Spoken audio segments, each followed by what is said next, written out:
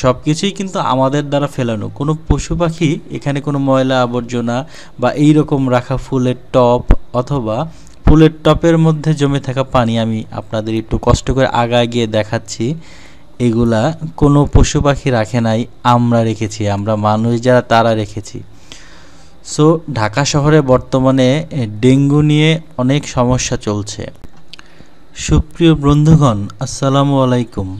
আজকে আমি আপনাদেরকে যে ভিডিওটা দেখাচ্ছি, এখানে আপনারা দেখতে পাচ্ছেন ময়লার স্তূপ, যা কিনা আশেপাশে বসবাসরত সভ্য সমাজের সভ্য মানুষদের দ্বারা সৃষ্ট।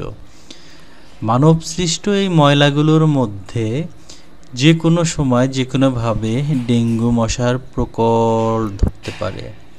আপনারা খেয়াল করে দেখেছেন আশেপাশের প্রত্যেকটা বিল্ডিং বহুতল ভবন, এই বহুতল ভবনে যে সভ্য মানুষগুলো থাকে তারা জানালা দিয়ে, দরজা দিয়ে এবং বারান্দা দিয়ে তাদের ময়লা জিনিসগুলো, চিপসের প্যাকেট বলেন, খাবারের জিনিস বলেন, বোতল বলেন, সব কিছু ফেলে ফেলে দিয়েছে। যার কারণে বৃষ্টির পরে এর ভিতরে পানি জমে যাচ্ছে। সেই পানি থেকে সৃষ্টি হচ্ছে ডেঙ্গু মশা, যা কিনা ভয়ঙ্কর এক ব্যাধির সৃষ্টি করেছে এই ঢাকা শহরে। আমরা একটু সচেতন হলে, আমরা একটু খেয়াল করলে, আমরা একটু মন থেকে চাইলে এই আশেপাশের জিনিসগুলো পরিষ্কার রাখতে পারি। কেননা সব কিছুই কিন্তু আমাদের দ্বারা ফেলানো। কোনো পশু পাখি এখানে কোনো ময়লা আবর্জনা বা এই রকম রাখা ফুলের টব অথবা ফুলের টবের মধ্যে জমে থাকা পানি আমি আপনাদের একটু কষ্ট করে আগায় গিয়ে দেখাচ্ছি। এগুলা কোনো পশু পাখি রাখে নাই, আমরা রেখেছি, আমরা মানুষ যারা তারা রেখেছি। সো ঢাকা শহরে বর্তমানে ডেঙ্গু নিয়ে অনেক সমস্যা চলছে।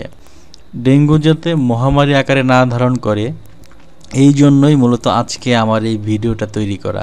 আমি আশা করব আপনি নিজে, আমি নিজে এবং আমরা সবাই যেন প্রয়োজনীয় জায়গায় আমাদের ময়লাগুলো ফেলে দেই এবং সিটি কর্পোরেশনের লোকজন এসে সেই ময়লাগুলো নিয়ে যায়।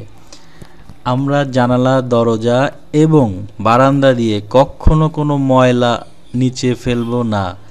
এতটুকুই আমাদের জন্য দরকার। এতটুকু করলেই আমরা ভালো